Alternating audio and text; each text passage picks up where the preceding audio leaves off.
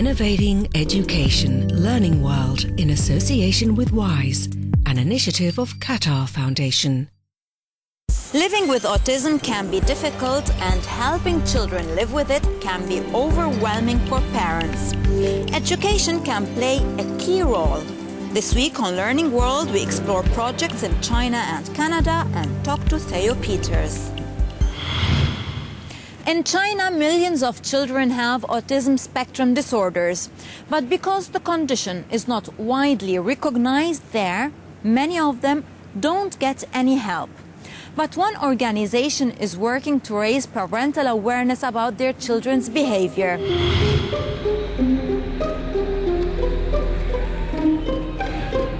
This school in Beijing is a bit different from the others. Here, the mums don't leave their children at the school gates. They go to lessons with them. The Stars and Rain Centre is the first NGO in China helping children with autism, a condition which literally translated is called the loneliness disease in China. And it's only been officially recognised there since 2006.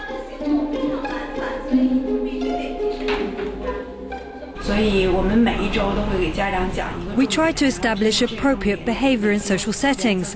First we teach parents what autism is, and then we help them cope with it. The classes include individual tuition.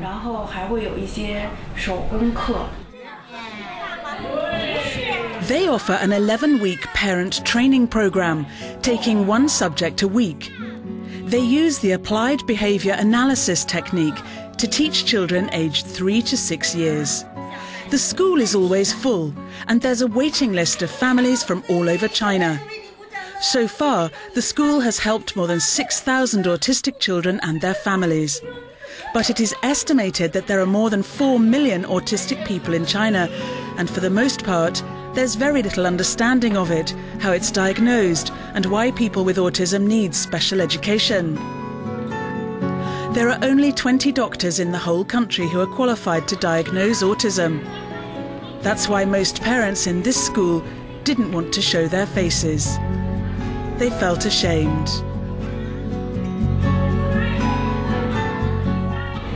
I felt like heaven and earth had collapsed at first. My whole family suffered for about 6 months once we learned the truth. We were really depressed, helpless and perplexed. Later we took him to a training organisation.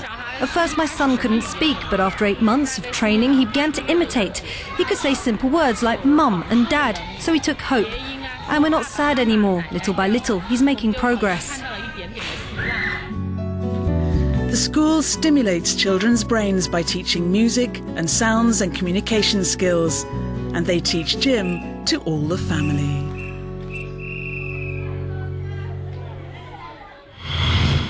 Understanding autism can be difficult. Is it a disease, disorder, or simply a difference? Theo Peters is a neurolinguist and an expert on autism spectrum disorder. He favors the idea of accepting that autistic people are different kinds of normal people rather than people who need in some way to be cured. Here's what he had to say.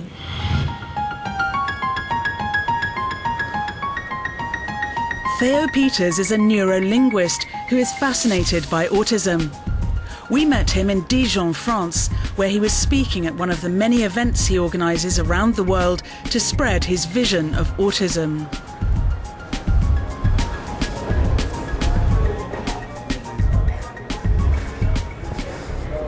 So what is autism? Is it a condition, a disease, or a difference? Autism is a condition that makes that people with autism have difficulties with communication, especially the social aspects.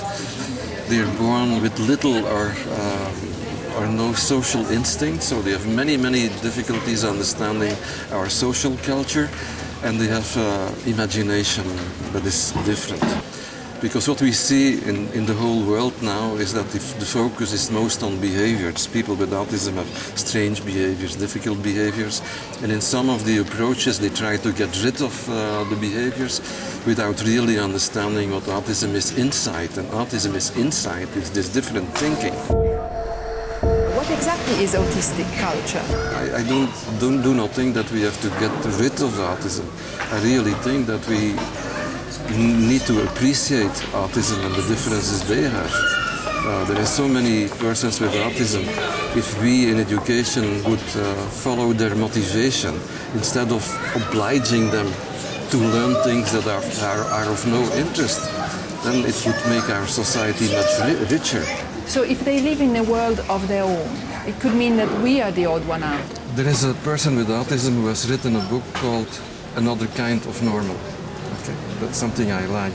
There is an English father, Paul Collins, who has written a book about his son, and he calls this book Not Even Wrong. And with this title he wants to say, well, but if you understand the reasoning of my child, the way of his understanding the world, he is right, he is not even wrong, he is different.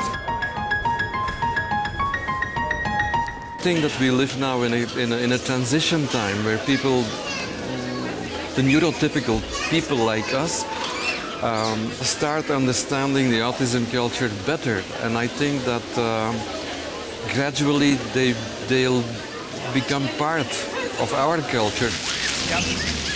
Perhaps if Theo Peters' opinions were more mainstream, autistic people would meet with less incomprehension.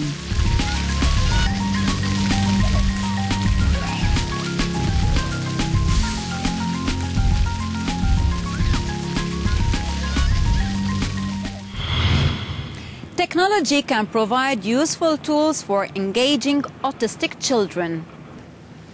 In Canada, for example, one project uses electronic tablets to help children focus. It has helped parents understand their children's reaction better and has also helped children interact with each other. Let's find out more.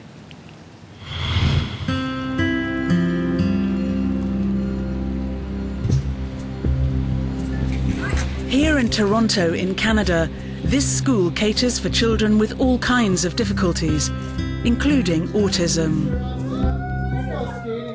Jake's a really bright kid, but sometimes it's hard to get that out of him, right? So I could, put an activity in front of him that he may be able to do, but if he's not engaged, if he's not interested or focused, then he's not going to be able to show me that he has that skill.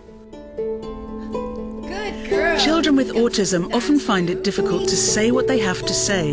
They find it hard to express their needs. The introduction of electronic tablets in this classroom has been of great help. 20 cupcakes. So instead of having to use a preferred item for Jake to come over and do work with me, the tablet itself is so engaging and so interesting to him that he'll come over and do work, and he'll do a lot of things that I didn't even know he could do. Here, they believe that the tablets help children concentrate for longer, identify objects more accurately, and interact with others. It appears that it has to do with the different kinds of sensory input that the device will offer. So you can have auditory input, so you can hear it. You can see what's happening visually, so you have visual input, but you also have the haptic feedback, which is around the touch and getting some kind of vibration or pulse that comes with it.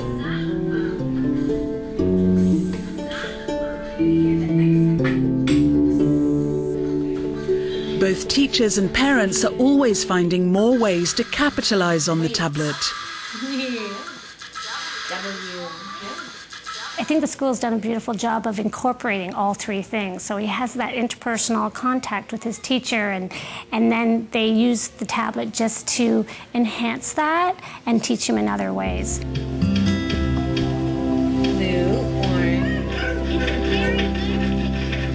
For these children, using a tablet gives them a way to explore the world. Well, we hope you've enjoyed this week's episode. Learning World is always interested in new ideas, so don't hesitate to contact us via our social media pages. You can suggest subjects for us to tackle and share your stories with us. That's it for now. Goodbye. Learning World in association with WISE, an initiative of Qatar Foundation.